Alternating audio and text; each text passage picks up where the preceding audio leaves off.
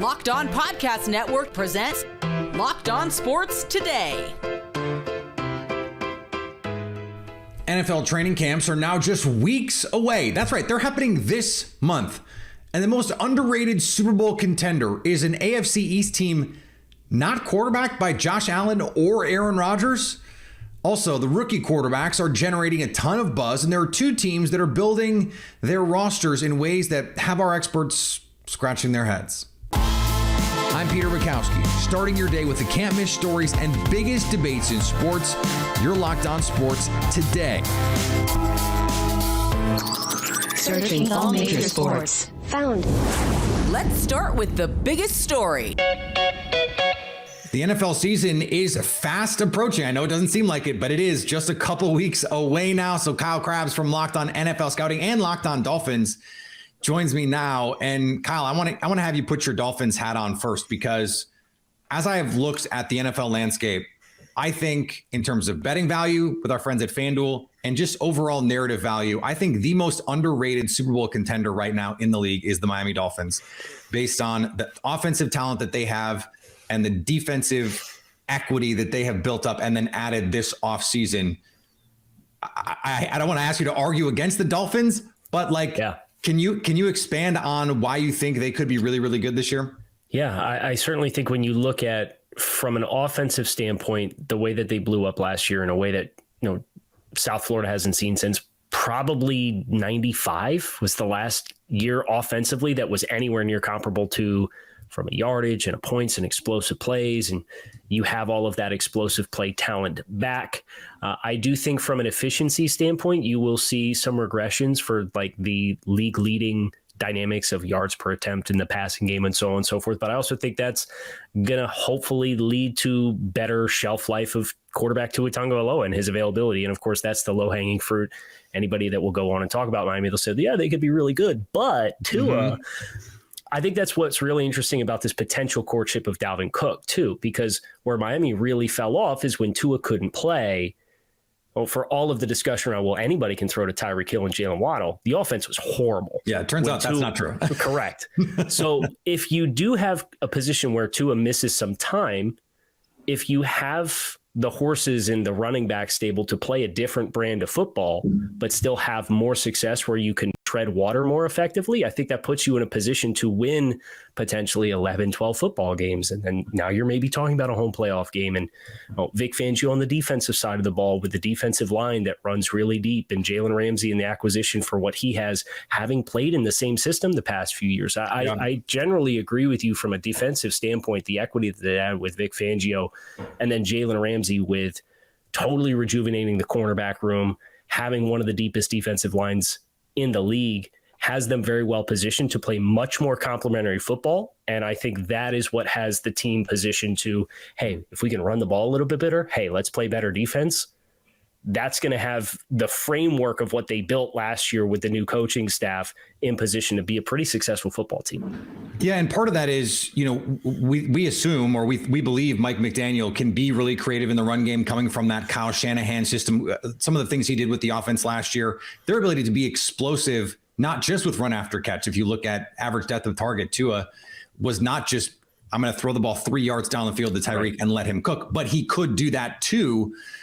I look at this and I think you can make the case that they have the best offensive and defensive combination of coaches in the league. Is there another team that you think can rival in terms of we've got this awesome offensive mind and awesome defensive mind? Because it seems like most of the teams are pretty top heavy one way or the other. Well, and a lot of the other league leaders that you would associate with have had some attrition with their staffs too, where you think about Philadelphia and losing both coordinators, and Kansas City having Eric Bieniemy leave to go serve as the coordinator in Washington, and San Francisco with a defensive coordinator change, and Dallas with Kellen Moore. Like you just go right down the list, and there's Baltimore with Todd Monken as the new offensive coordinator. So there's all of these Kansas City. The answer might be Kansas City. Yeah, but even at least you can say Miami has the continuity. Now, I would never argue that anybody's a better play caller than Andy Reid. He's creme de la creme. And Spags there, his experience speaks for itself. I think they're probably the contender team that, if you look at who the pillar and identity piece is on both sides of the ball, it's Kansas City. But even they, having Eric Bieniemy and having Matt Nagy step into their role, they do have some level of coaching change pretty high up on the pecking order. Stay up to date all year on the Miami Dolphins by subscribing to Locked On Sports Today and Locked On Dolphins on your favorite podcast app and on YouTube. Thanks for making Locked On Sports Today your first listen. Coming up, we look at why the rookie quarterbacks are generating a ton of buzz as we get ready for training camp.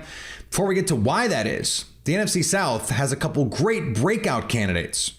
Take your first swing at betting Major League Baseball on FanDuel and get 10 times your first bet in bonus bets up to $200. That's right. Just bet $20 and you'll land $200 in bonus bets, win or lose. That's $200 you can spend betting everything from the money line to the point total to who you think is going to hit the first home run, all on an app that's safe, secure, and super easy to use.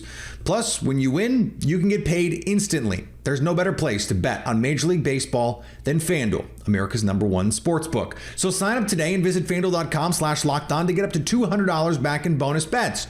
That's FanDuel.com/lockedon. FanDuel, official partner of Major League Baseball. All right, Kyle, let's do some quick hitters here around the league. Player you think will break out this season? Oh, man. Can I say Drake London? Sure. Wide receiver, Atlanta. I think they'll be more balanced offensively, and he's in a good position there with the skill group that they have and the running game to actually kind of set the tone with what they want to do offensively. Team that will break out this season? I think the Saints bounce back in a big way. I think with Derek Carr, Chris Olave in year 2, I think they've got a really good defense. I think there's major questions at quarterback with all of the other teams in the division. I think the Saints potentially not only just winning the division, I think they could be even better than just the floor 4 seed in the NFC. Contender most likely to underwhelm this season? I'll give you mine. It's the Jets. I'll jump in with you, and not just because I got a bunch of Dolphin stuff hanging on the wall behind me. I think that chemistry experiment has the potential to be very combustible, particularly in the New York market. And their beginning of their schedule is tough. So if they don't start fast, how they resolve through that with Aaron, who felt and was detached last year, and him finding himself potentially in a position where they have to dig themselves out of another hole with new team and new coaches. Yeah, I think they're a winning team. I don't know that they're a contender to make a deep AFC playoff run team. They were also the healthiest defense in the league last year, according to Football Outsiders, adjusted games lost. So just something to keep an eye on. Those things tend to be volatile year to year. 2023 MVP. You got to go Pat Mahomes, right? I mean, the way he's been playing, I think they'll be better with better chemistry this year. Obviously, the departure of Tyreek Hill last year, and he played super efficient football, but they've made some moves from a skill player group with Pacheco a little bit more established, Kadarius Toney getting an offseason to work with. I see no reason why Patrick Mahomes would not be an even better version of himself than last year, which is terrifying for the rest of us. It is indeed terrifying. All right. Understanding we are sitting here in the middle of summer, give me your Super Bowl right now. Well, I can't pick the Dolphins. As much as you tried to gas me up and butter me up at the top of the segment, I can't pick the Dolphins. Give me Cincinnati versus San Francisco. You just told me Patrick Mahomes is the MVP, and you I understand that. Since Cincinnati, they play Kansas City as tough as anybody, and that defensive staff that they have. I know they have some changes in the secondary, but they're very, very deep with what they have from a talent perspective. So as we look toward training camp, there's always mini camp storylines, mini storylines, if you will, because it's fake football. It's just helmets and jerseys. But once the pads come on, once we get real football, we get into the preseason. What has you most excited? Obviously, you can't be at 32 training camps, but when you're scrolling through Twitter, when you're reading, the articles, what are you really looking forward to seeing top line here? Yeah, I'm pretty fascinated in it's low-hanging fruit, but these young quarterbacks that have come in with Bryce Young in Carolina, and it seems like he's already getting first-team reps, and CJ Stroud in Houston, and I know Richardson in Indianapolis has a lot of fantasy players excited for his ability as a two-way player, and largely uncontested there as well with Shane Steichen, a guy who got great work out of Jalen Hurts as an athletic quarterback last year. So seeing how quickly those guys can assimilate is, I think, the thing that I'm most eager to start to evaluate between training camp reports and getting preseason games and seeing how the speed of the game is treating those guys. I think that's top of mind for me because I think there's some really fascinating teams out of that with Carolina in a division that's wide open in the NFC South. And then these two AFC South quarterbacks that Jacksonville won the division last year, but they had to run the table for the last 6-7 games, and Tennessee lost their last 7 games to miss the playoffs. And so you kind of have questions all over the place there. Houston spent a lot of money this offseason to bring in high floor players to elevate that team with a really good coaching staff with DeMeco Ryans. So there's intrigue with all these quarterback landing spots, and I think they have a chance to surprise a little bit if they catch lightning in a bottle with a quarterback. Change is one of the few constants in this league. And that means going in year to year, there are going to be big changes. Some of these offenses with new quarterbacks, with new coaches. Is there a team that, as you have gone through this, as part of what you do over on Locked On NFL Scouting, where you're like, I can't figure out exactly what they're trying to do or who they're trying to be, where you're just sort of confused by them as we head into 2023? I think the Raiders are a team that comes to mind there with so much of what they did. I know what they're trying to do with, I want to go get the guys that are used to playing in my system for Josh McDaniels and the Jimmy Garoppolo contract, that who knows how that storyline is going to end. Speaking of fascinating storylines where he fails his physical, and then there's the fine print, the addendum to his contract when he had his introductory press conference that says, if he never fails a physical, this whole contract is void. And you're keeping an eye on that. And obviously Jimmy played out in San Francisco, and the Raiders in a division that you have Kellen Moore coming into the infrastructure of the Chargers this year. You have the defending Super Bowl champion Kansas City Chiefs. You have Sean Payton coming in with the Denver Broncos looking to bounce back. It's a highly competitive division. And this is the team, the Raiders, where you look at where they really needed help. And yes, they drafted Tyree Wilson early, but thought they needed a lot of help up front on the offensive line. I know Jermaine Illuminor came in and played serviceable football at right tackle for them, and they had a day 2 draft pick in Dylan Parham, who was good at guard. But for what they want to be offensively, I don't know that they improved the talent situation. They also traded away Darren Waller. So that team for me is in the rat race of the West. You're effectively banking on your scheme having the answers baked in. And in some cases, you see that is a successful formula. I thought the Giants offensively with Brian Daboll last year and Mike Kafka, they got a lot out of very little from a talent perspective, how they schemed it up. But this is kind of the Patriot way, right? Like we want our guys. We don't want the best talent. And I don't know how well that's going to play for him this year. As I look at a team like the Cleveland Browns, they seem to be flying a little bit under the radar. A lot of people like the talent on that team last year, and then it didn't go even close to the way that we thought it was going to go. Deshaun Watson looked like a shell of his former self. And then there is, of course, all of the off the field baggage that he brings. We don't even know if this is the end of those conversations either. But I look at that team and I go, man, we really should be talking more about them in the AFC. Is there a team that you think is not getting the hype that they deserve coming into the season? I think Cleveland should be on that list. When we did the assessment of all 32 teams and we put the players in different buckets to kind of quantify how good of a player they were in effectively what's 36 to 40 roster spots for all 32 teams, Cleveland grades out as like a top 8 roster in the league. Yeah. When you don't factor quarterbacks into the play, we still have to rank the quarterbacks and go through that. And who knows how that's going to go with ranking Deshaun Watson with what he's been versus what he looked like in the last 5 games of the year last year. But just to say, hey, you take the nucleus of this team without the quarterback, it's a top quarter of the league talent perspective when you think about bringing in Zadarius Smith to pair with Myles Garrett. Agbo Okoronkwo is your third pass rusher, is a huge upgrade. Dalvin Tomlinson, you desperately needed bodies on the defensive line, and he's a really, really good interior defensive player. I think they got an upgrade at safety with Juan Thornhill coming in over John Johnson too. So they've got a lot of depth defensively. I think the addition of Elijah Moore with the trade with the Jets is a sneaky good upgrade for them in the wide receiver core as well to go with Amari Cooper. They got a really good offensive line. It feels like Nick Chubb's going to be more involved this year. If you're Deshaun Watson, you don't have to be the 2020 version of yourself. You just can't kill the team offensively with turnovers and bad decisions for this team to feel like it has a really competitive window in the AFC North. Let's flip this around. Is there a team or maybe a player, a coach who is getting a lot of hype, a lot of love, and you're kind of like, I kind of don't get it? It's Minnesota for me. A lot of changes from a coaching standpoint, from a personnel standpoint. They got a lot younger in a number of key spots. They bring in Brian Flores to coach the defense, which is the antithesis of everything that they were with Ed Donatel last year. And look, I get it. Like, they weren't good with Ed Donatel as the defensive coordinator last year either.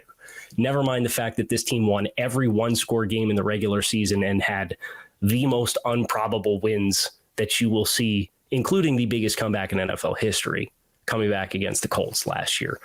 But I consistently see Minnesota kind of talked about as like a repeat playoff team. And you think about Dalvin Cook's departure, you think about regression to the mean from kind of situational football standpoint. You think about the defense. Brian Flores loves to live in pressure situations and put his cornerbacks on island and play man coverage. Their cornerback room, I don't think they have the horses to do that. So I just have a bunch of questions for Minnesota and their identity. And they bid farewell to Patrick Peterson, and they bid farewell to Eric Kendricks, and they bid farewell to Dalvin Cook. Like, you're losing talent. There's a big scheme change. I think it's going to be a pretty rough transitional year. And I think Minnesota, to their credit, they overachieved last year in the first year with the staff. And I think they stayed the course with, look, we need to get younger. We need to kind of transition the finances of the team. I think they were disciplined to not let the success of last year push them ahead of their own timeline. So I applaud them for that.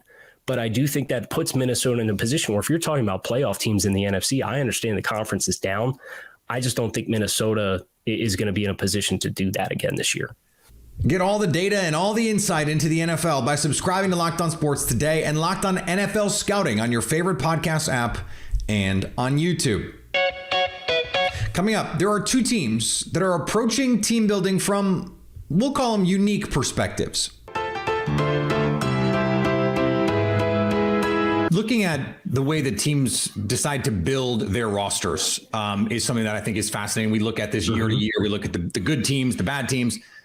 And something that's close to my heart as someone who covers the Packers is the Packers are going to come into this year with the youngest skill group in the last 30 years other than the 2017 Browns. I am fascinated to see how that works out for them. Is there a team that is doing something interesting in terms of team building where you're going, I'm really fascinated to see how this experiment works out?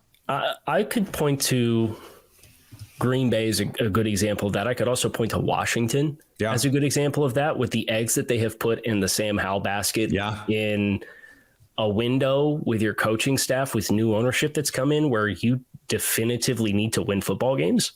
And we're going to say, all right, well, yeah, our 5th round pick, who's a second-year player, is going to be the guy. And they've got talent at the skill group. And I think they've lost some on the offensive line.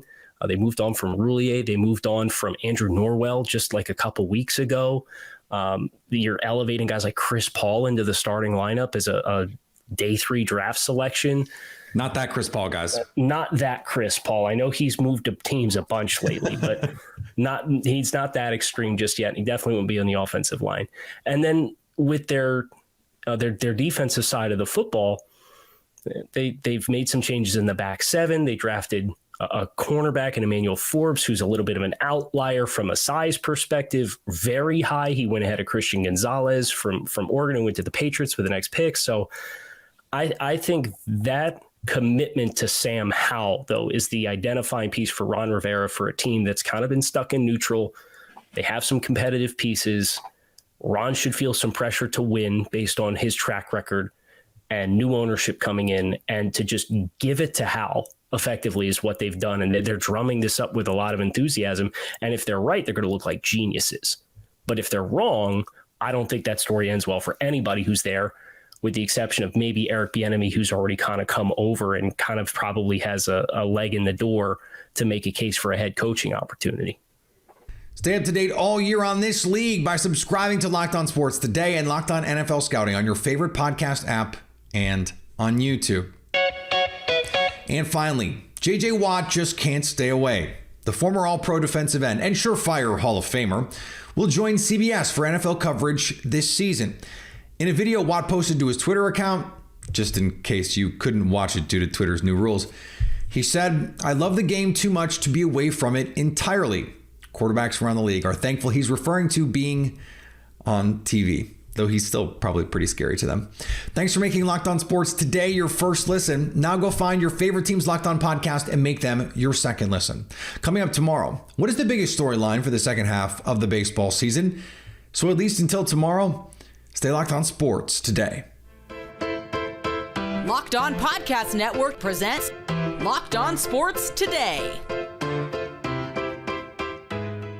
For more episodes of Locked On Sports Today, go to our video on demand. Click on Sports at the top of your screen. There, you'll find past episodes of Locked On Sports Today, plus other Locked On shows on demand.